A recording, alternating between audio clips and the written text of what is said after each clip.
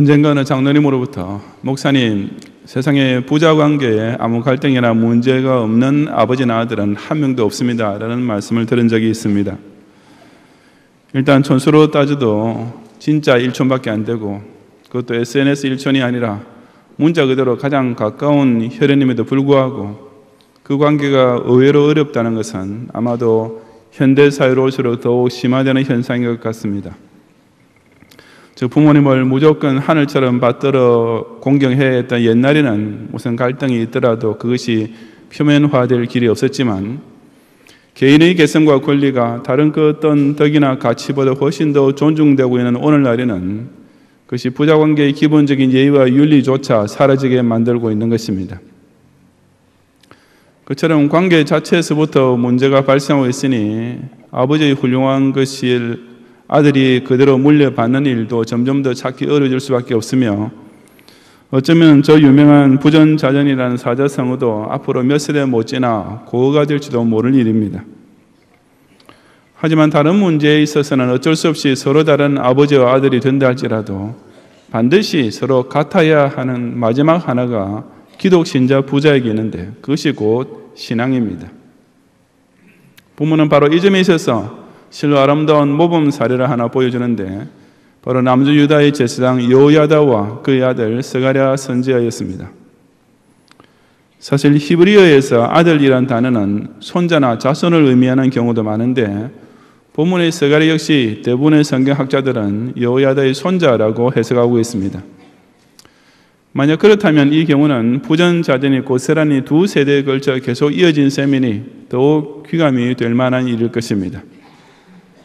오늘 어버이 주일을 맞이하여 저는 본문의 말씀을 통해 시대와 장소를 불문하고 기독 신자가 그런 복스럽고 영광스러운 영적 부전자전을 이어가기 위해서 특히 자녀 쪽에서 부모에 대하여 꼭 지켜야 할 도리가 무엇인지를 함께 참고해 보고자 합니다.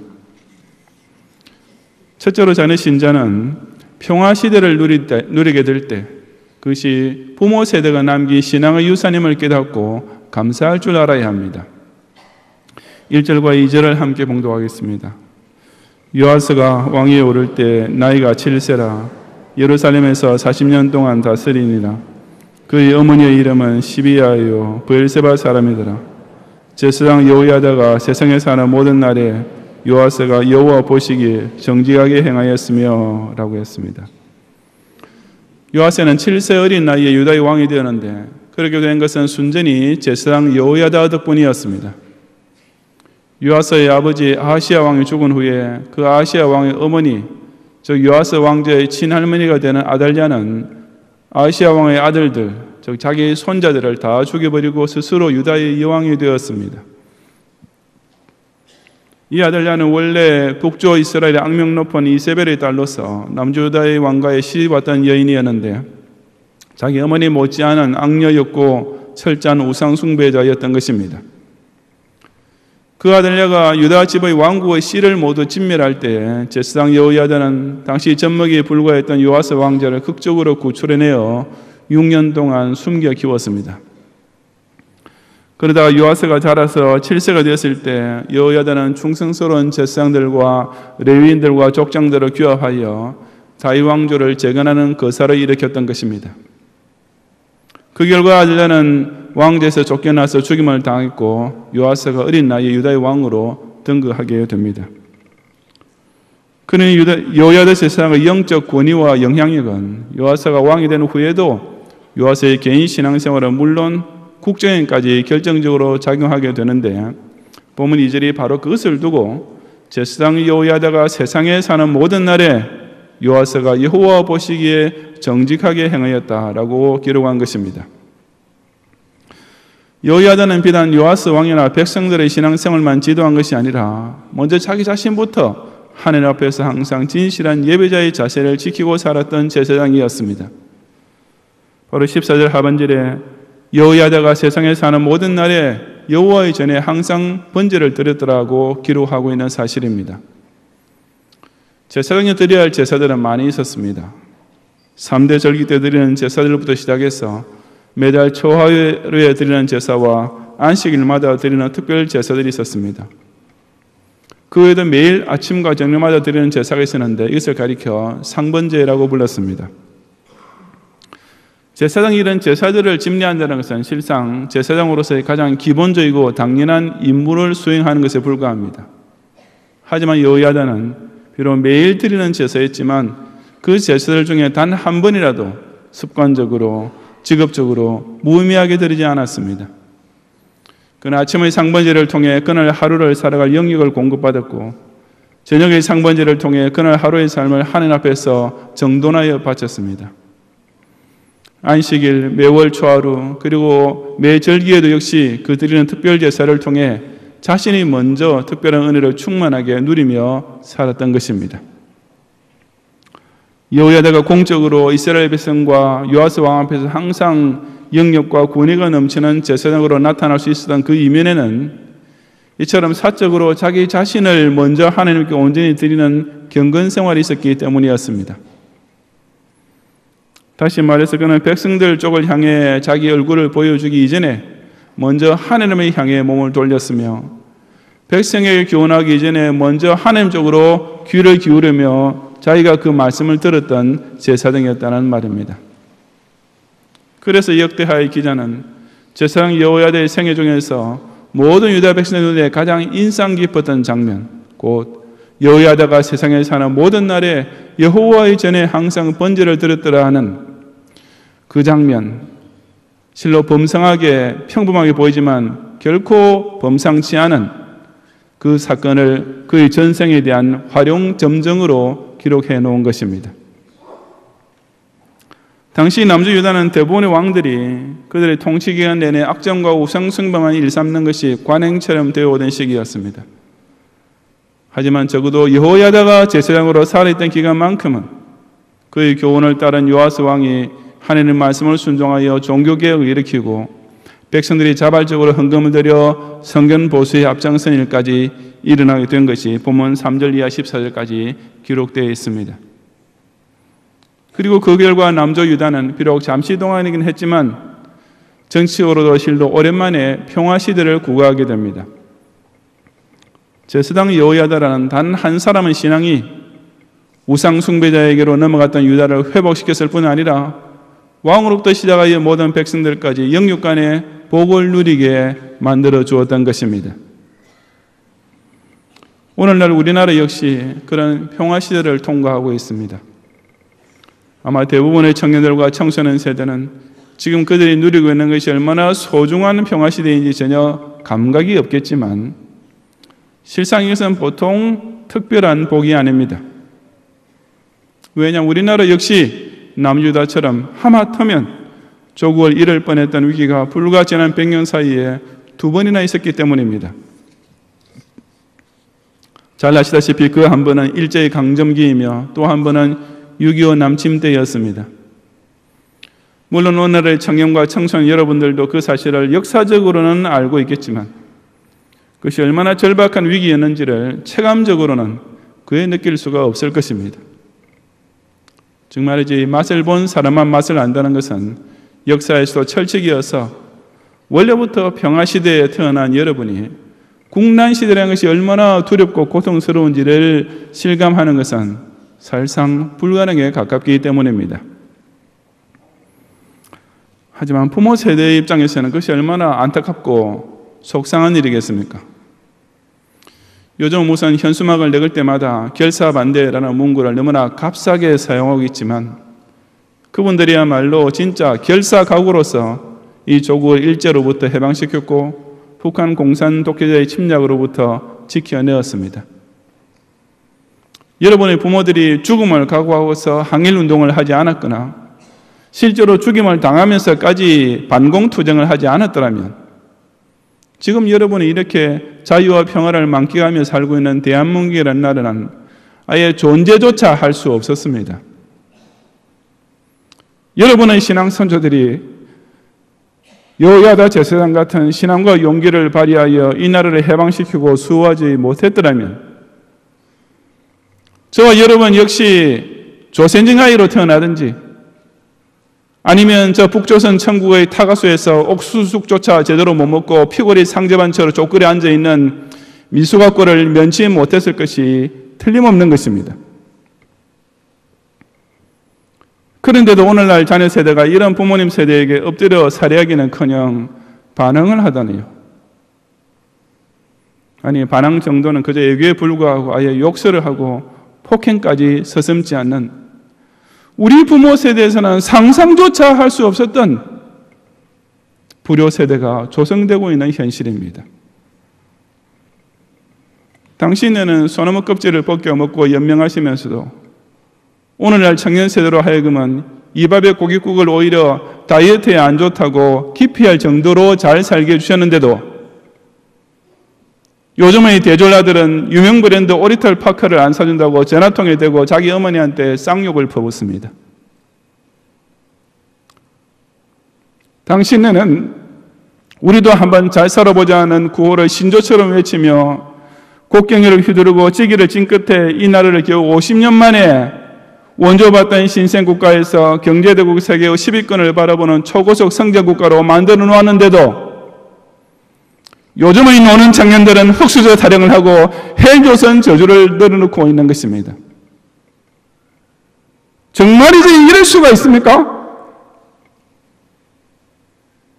청년 세대들 중에서도 이런 불효막심한 동년배 청년들을 정말 부끄럽게 생각할 줄 아는 의식 있는 청년이라면 이런 뉴스를 듣거나 보게 될 때 여러분이 매일 밥 먹듯이 그렇게 잘하고 있는 SNS를 통해 좀 소신 있게 좀 용기 있게 비판의 댓글 한 줄이라도 달아야 하지 않겠습니까? 최소한 기독신자 청년과 청소년들만이라도 우리로 하여금 이렇게 복스러운 평화시대를 누리게 하신 신앙의 선조와 부모님들께 진심으로 감사드릴 줄 아는 자녀가 되시기를 바랍니다. 둘째로 자녀 신자는 환난 시대를 맞이하게 될 때 부모 세대의 신앙을 본받아 순교의 각오로서 이겨낼 수 있어야 합니다. 17절 이하 22절까지 함께 봉독하겠습니다. 여호야다가 죽은 후에 유다 방백들이 와서 왕에게 절하며 왕이 그들의 말을 듣고 그의 조상들의 하나님 여호와의 전을 버리고 아세라 목상과 우상을 섬겼으므로 그 죄로 말미암아 진노가 유다와 예루살렘에 임하니라. 그러나 여호와께서 그들에게 선지자를 보내사 다시 여호와께로 돌아오게 하려 하심에 선지자들이 그들에게 경고하였으나 듣지 아니하니라. 이에 하나님의 영이 제상 여호야다의 아들 스가랴를 감동시키시매 그가 백성 앞에 높이 서서 그들에게 이르되 하나님이 같이 말씀하시기를 너희가 어찌하여 여호와의 명령을 거역하여 스스로 형통하지 못하게 하느냐 하셨나니 너희가 여호와를 버렸으므로 여호와께서도 너희를 버리셨느니라 하나 무리가 함께 꾀하고 왕의 명령을 따라 그를 여호와의 전 뜰 안에서 돌로 쳐 죽였더라.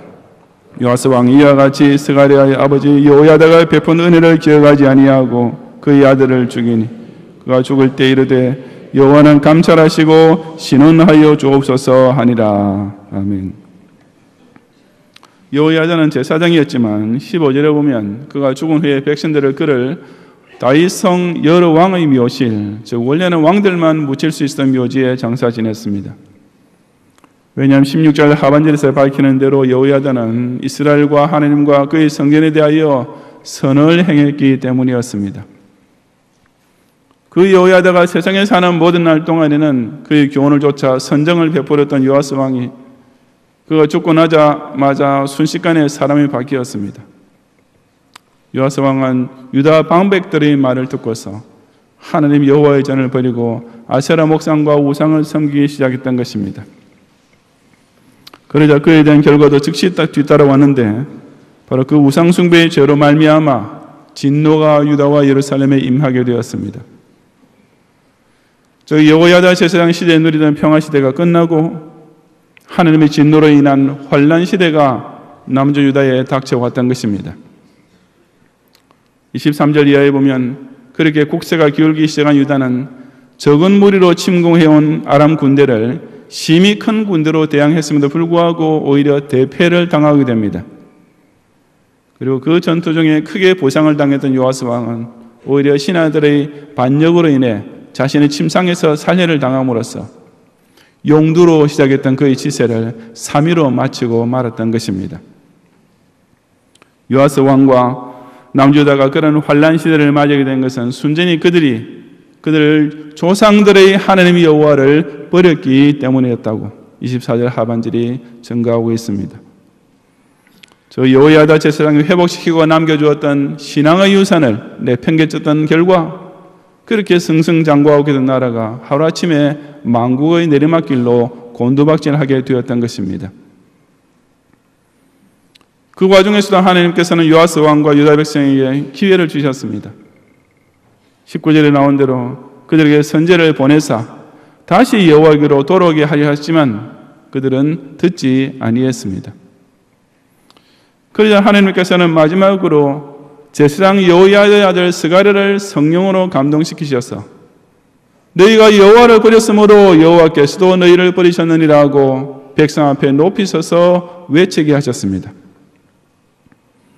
하지만 이미 우상 숭배로 인하여 영적으로 세뇌된 요아스 왕과 유다 백성에게는 그야말로 쇠기의 경일기나 다름없었습니다.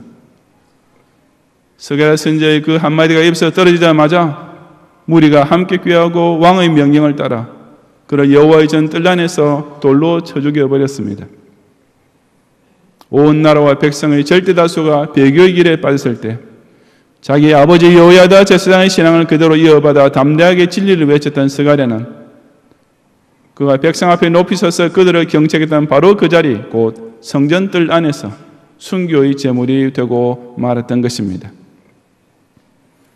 마태복음 23장 35절에 보면 예수님께서 의인 아벨의 피로부터 성전과 제단 사이에서 너희가 죽인 바라기아의 아들 사가랴의 피라고 언급하시는 말씀이 있습니다.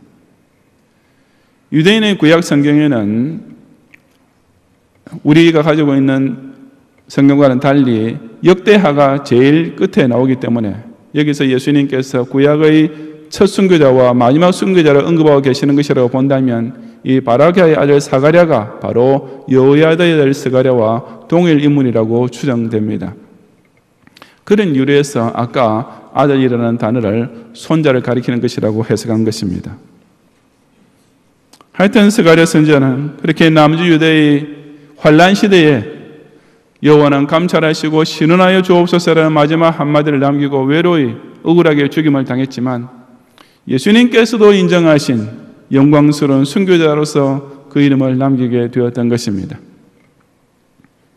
지금의 우리나라는 잠시 동안의 고유한 평화 시대를 통과하고 있지만 만약이라도 환란 시대가 닥친다면 과연 지금의 자녀 세대에서 그런 순교자가 나올 수 있을 것 같습니까? 아마 지금 제 말을 듣고 있는 청년과 청소년들은 이 대한민국이 환란 시대를 맞이할 수 있을 것이라고는 꿈도 꾸지 못하고 있을 것이 틀림없습니다. 하지만 여러분이 국사를 배웠다면 우리 민족의 과거 역사가 위로는 오랑캐 아래로는 외놈으로부터 끊임없는 침략을 당해왔다는 것을 잘 알 텐데 앞으로는 이 나라에 그런 일이 절대로 일어나지 않을 것이라고 여러분은 도대체 어떻게 장담을 할 수 있습니까? 더구나 지금 여러분의 조국은 핵폭탄을 보유하고 장거리 미사일을 개발하기 위해 온 인민을 굶겨 죽이면서까지 국력을 총동원하고 있는 북한 공산 독재자로부터 노골적인 협박을 당하고 있습니다.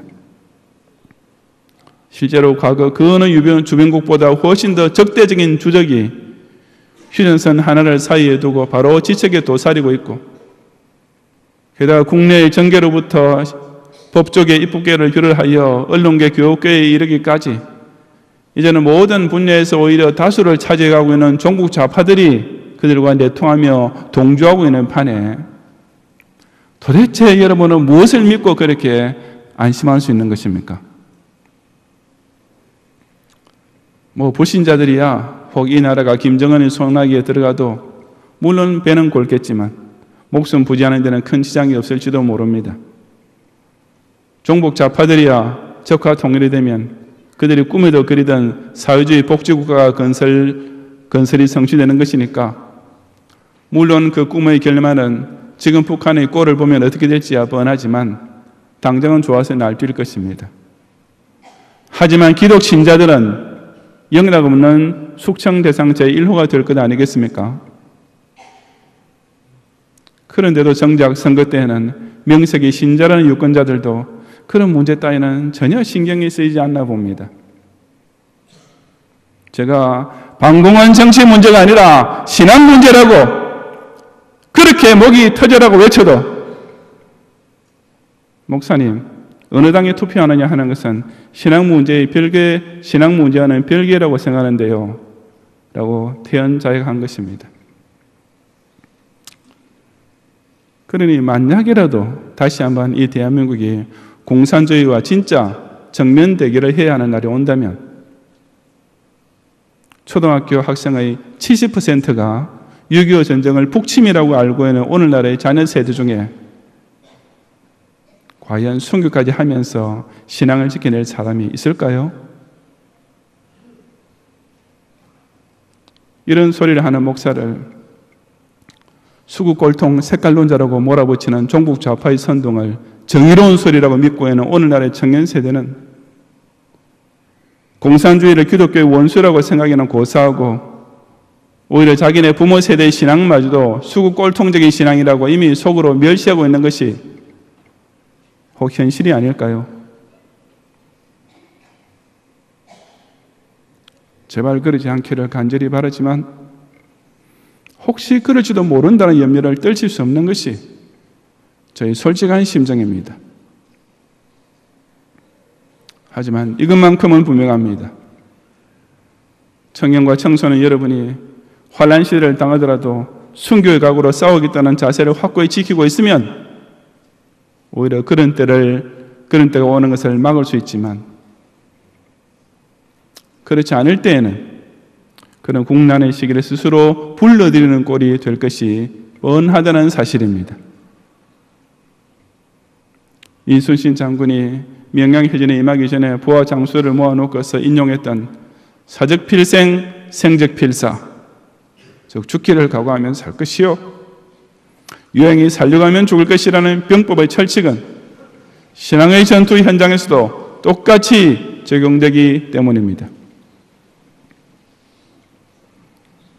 혹 조국과 민족이 환란 시대를 맞이하게 되더라도 바로 우리의 신앙 선조들이 그랬듯이 순교의 각오로 맞서 싸워 끝내 이김으로써 이 축복의 대한민국을 반드시 지켜내어 수천 대까지 되도록 물려주는 신앙의 자녀들이 꼭 되시기를 바랍니다.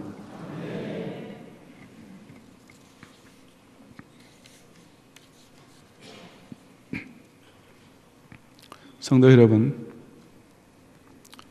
딱 한 명의 아버지가 남조유다를 회복시켰고 딱 한 명의 아들이 순교하면서까지 그 신앙을 끝까지 지켜냈습니다. 우리나라의 부모 세대에서는 그런 신앙의 아버지들이 딱 한 명 정도가 아니라 무수히 많이 있었습니다. 바로 그 많은 여호야다들 덕분에 그 선교자 선조들이 흘린 피가 이 땅을 물들여 놓은 덕분에 우리 대한민국은 그야말로 열강의 틈바구니에 끼어있는 작은 나라임에도 불구하고 오늘날까지 꿋꿋하게 자주독립 민주국가로서 그 주권과 영토와 국민을 지켜낼 수 있었던 것입니다.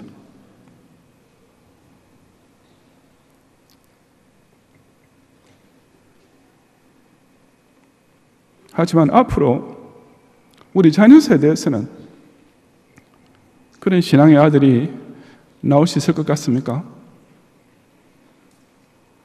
여호야다 제사장부터 물려받은 여호와 하나님 경외의 신앙, 이것을 지키기 위해 자기 목숨까지 영광 위에 바칠 수 있는 이 시대의 스가랴가 과연 우리 자녀와 후손들 중에 나타날 수 있겠습니까?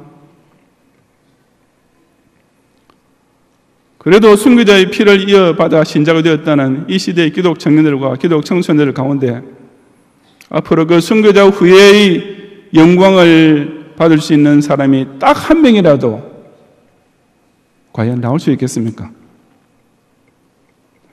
솔직히 말하자면 저는 참 어렵지 않을까 생각합니다. 왜냐하면 여러분이 누리고 있는 우리나라의 평화시대는 이미 환란 시대를 까마득히 있기에 충분할 만큼 오래되었기 때문입니다. 더구나 그 환란 시대에 대해서도 역사 바로 세우기라는 미명으로 오히려 역사를 왜곡시켜버리고 있는 종교적 교사들에 의해 여러분 세대의 절대다수는 이미 누가 침략자였고 누가 우리의 우방인지를 완전히 거꾸로 알고 있으니 반미데모에서는 앞으로도 무슨 열사가 나올 수 있겠지만 반봉투쟁에서 순교자가 나오기는 하늘의 별따기가 아닐까요?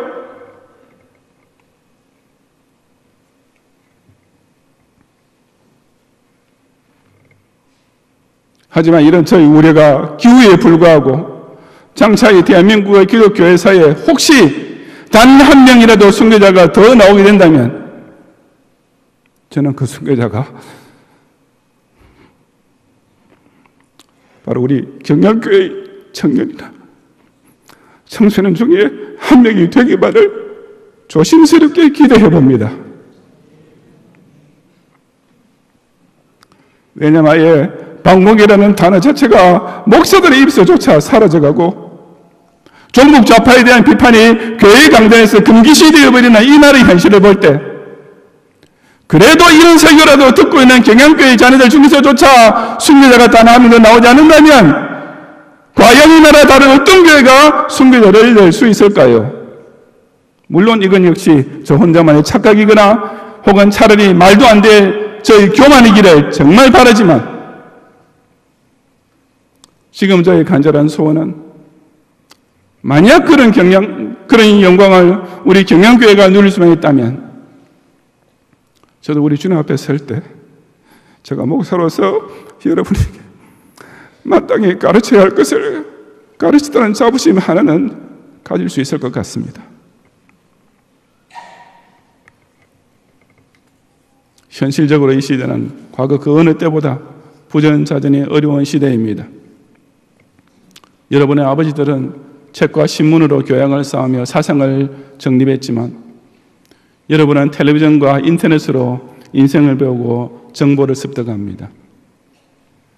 여러분의 부모 세대는 문화생활이란 단어조차 없을 정도로 그저 당장 먹고 살기에 바빴고 자녀 교육만 제대로 시키면 성공 인생이라고 얘기했지만 여러분은 소위 3D 직종을 기피할 수 있는 여유를 부리고 실업 중에도 청년수당이라는 것을 받아서 유흥업소에도 갈 수 있는 희한한 복지시대에 살고 있습니다. 그러니 서로 다를 수밖에 없는 것이 지극히 당연합니다.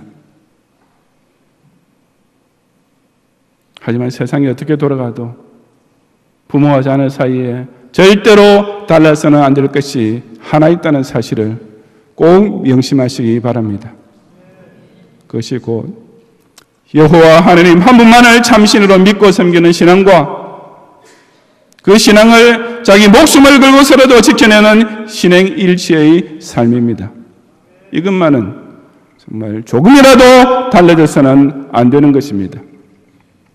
무슨 일이 있더라도 이것만큼은 제대로 부전자전이 꼭 되어야만 우리의 가정이 살고 우리의 소중한 조국과 민족이 생존하며 앞으로 계속 번영할 수 있기 때문입니다.